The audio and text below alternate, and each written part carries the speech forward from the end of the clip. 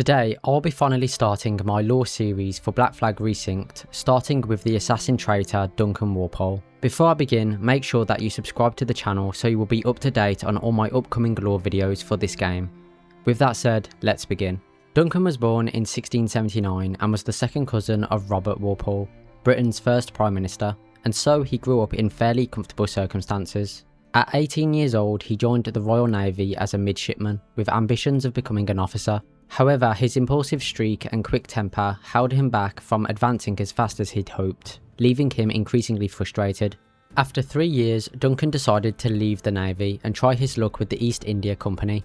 It was there that he met a sailor who introduced him to the Assassin Brotherhood and its ideals. Though he was cautious at first, Duncan soon found a sense of purpose within the Brotherhood that he'd never experienced before. Under the guidance of Philip Randall, the mentor of the British Brotherhood, Duncan honed his skills and built a strong reputation, eventually earning the rank of Master Assassin. Still, his temper, impulsiveness and growing arrogance often caused tension with senior members. Even so, he remained loyal to the Brotherhood, and his abilities made him one of their most valuable members. In 1714, Duncan was instructed to meet Philip Randall at Mrs. Salmon's waxworks. He showed up late and quickly got into an argument with the mentor, who criticised his attitude and lack of respect for the Brotherhood's ideals. During the meeting, Duncan was given a new mission: travel to the West Indies and help their local mentor, Atabai, track down a sage.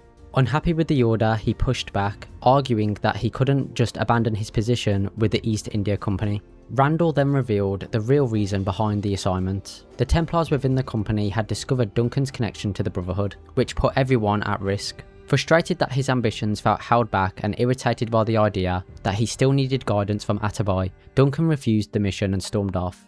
Even so, Randall remained confident that he'd eventually come around. Later that day at the East India House, Duncan noticed Henry Spencer, a member of the Court of Directors, and as Randall had warned, a Templar. He followed Spencer to a tavern and struck up a conversation. It didn't take long for it to become clear that Spencer knew exactly who and what Duncan was. Despite that, the interaction stayed calm, and once Spencer left, Duncan followed with the intention of killing him. Although he suspected it might be a trap, Duncan chased Spencer across the rooftops and eventually caught up. Spencer didn't resist. With Duncan's hidden blade at his throat, he revealed his true intention. He wanted to recruit Duncan into the Templar Order. Drawn by the promise of power, fame and fortune, Duncan agreed. The next day, he met Randall again and accepted the West Indies assignment, this time planning to use it to undermine the Assassins before fully joining the Templars. In early 1715, Duncan arrived in the West Indies and used his time training under Atabai to blend into the local Brotherhood, while quietly gathering information on the locations of assassin bureaus across the region. At the same time, he was secretly in contact with Laureano de Torres y Ayala, the Spanish governor of Cuba and Grand Master of the West Indies Templars. They arranged to meet in Havana, where Duncan planned to hand over what he'd learnt and formally join their ranks.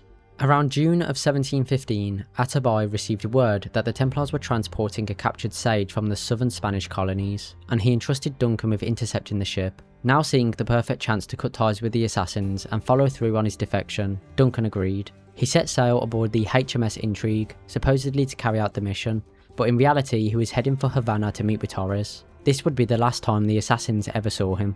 During the journey, the Intrigue engaged a pirate brig called the Jacobite, captained by Abel Bramah. The pirates managed to disable the frigate by taking out its mast, but their own ship wasn't spared either, as their powder magazines was hit in the exchange. Duncan boarded the brig, assassinated Bramah with his hidden blade, and moved to take down Edward, but before he could, the damaged magazine exploded, throwing everyone into the sea. After being shipwrecked at Cape Bonavista and left badly injured, Duncan tried to get help from the only other survivor with the goal of reaching Havana. After his attempts at getting help seemed to go nowhere, Duncan pulled a flintlock pistol on Edward, but when he tried to fire, the damp gunpowder rendered it useless. Duncan tossed the pistol aside and fled into the jungle, with Edward close behind.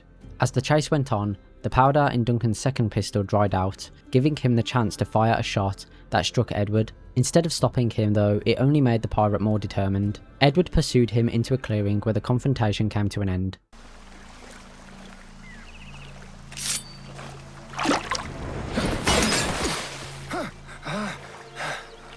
And now we've drawn swords, mate, I'm beginning to think you're not keen on my aid. My business bears greater purpose than a thief like you could comprehend. I warned you. Why the ill temper? Hiding something? Despite his assassin training, Duncan was in no condition to fight properly. Weakened by his injuries, he was quickly overpowered and killed by Edward, dying at around 35 or 36 years old.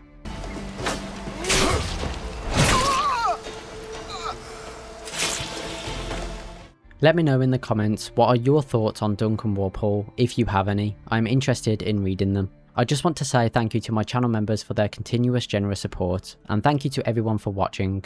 I hope you all have a great rest of your day.